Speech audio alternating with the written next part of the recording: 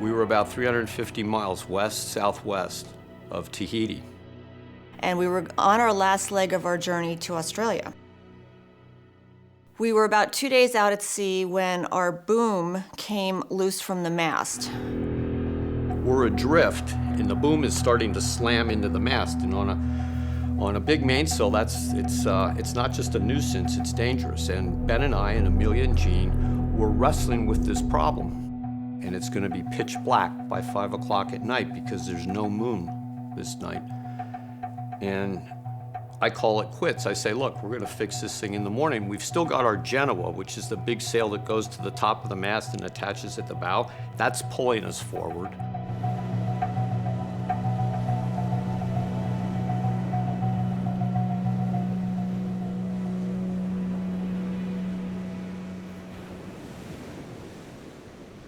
I just hear this horrible scraping sound.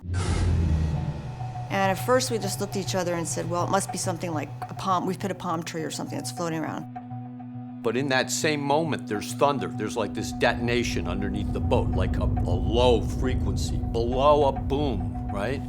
And Ben yells reef at that same moment. And I bound up into the cockpit and I look over the side of the boat, and by the ship's lights, I can see the red of the coral beneath us, and I know that we're in a world of trouble.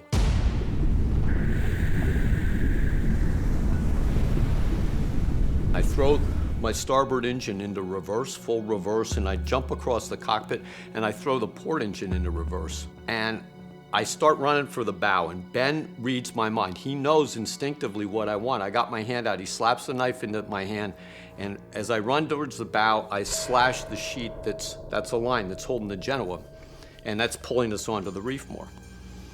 And I turn, and I'm running back towards the stern, and there's just I see this huge black wave, and it just humps up and breaks. And the water just came gushing through the right hole like I thought I was in a scene from Titanic. I mean, there were plates and dishes and clothes and stuffed animals and everything just flying around on the water. And I looked over straight ahead to the sofa where my kids are sitting, and Amelia's got her arms around the two little ones, and they're just shaking and they're screaming, I don't want to die, I don't want to die. I jump down into the radio room and I begin broadcasting, Mayday, Mayday, Mayday, and I'm getting absolutely no answer.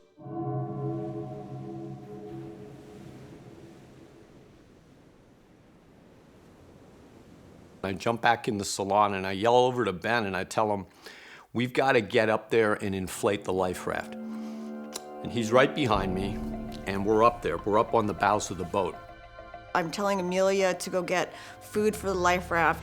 And as she's doing this massive wave hits the boat.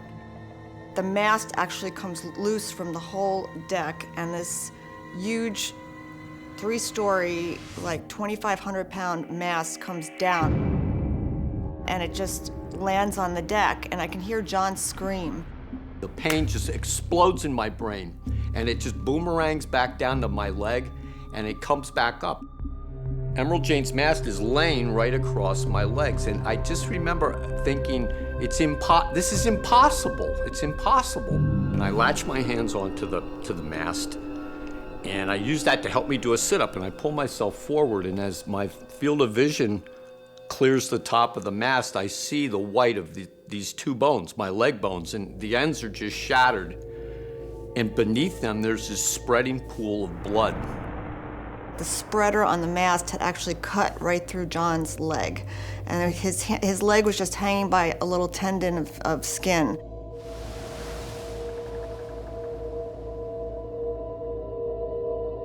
My mouth and my nose are only 8 inches off the deck, so every time a wave comes up, I'm underwater, and I can't breathe. And every time one of these huge seas comes in, that mast will lift, it'll become buoyant a little bit, and it'll lift a little bit, and then it drops, and it's dropping right back down on my knee. So I'm in a world of hurt, I'm in a dimension of pain I've never experienced before. And this huge wave hits. And in that moment, I've got nothing else to do, laying there. I'm kind of a captive audience. I see the mast and it lifts up higher than I ever saw before. And I push as hard as I can underneath, and I get out and the mast slams back down, but I'm free, you know? I'm out from under.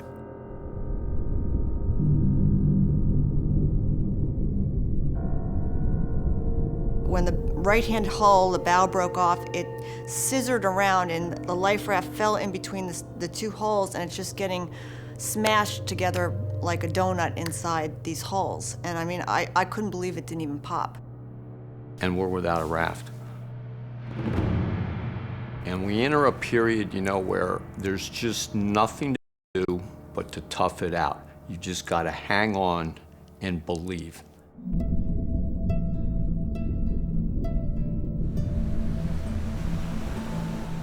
Then I see this jet circling around, and the jet comes right over us, and we are just, I can't believe it. I said, John, you know, please just hang on.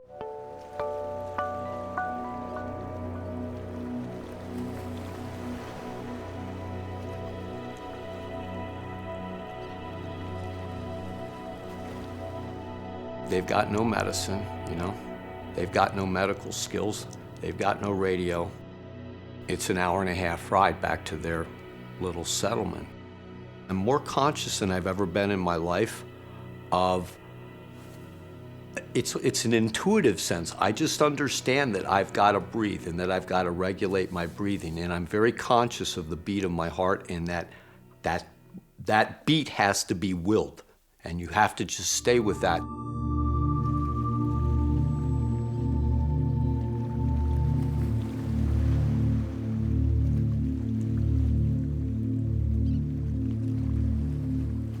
I just remember as it was coming down to land, just holding Ben and shaking, and that's when I finally cried. It was like, that's when I could finally like, wow, somebody's actually coming to get us.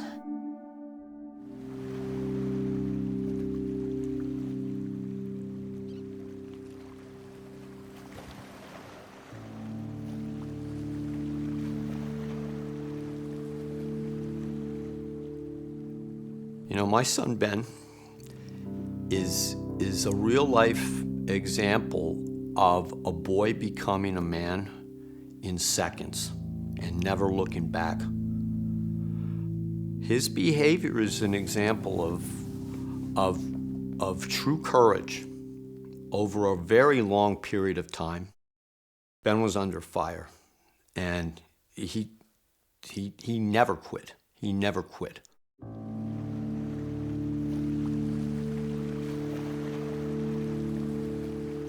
I knew that my leg was gone, right?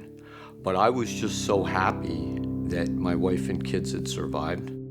It just didn't mean that much to me.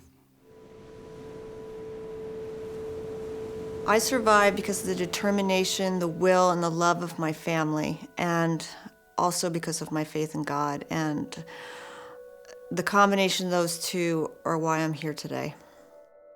I survived because of the strength of belief and the inspiration that was played out right in front of me by my wife and by my kids. In the middle of just this insane madness, this black night that seemed to have no end, that they watched over each other and they watched over me. And that's a gift that I'll take with me to my dying day.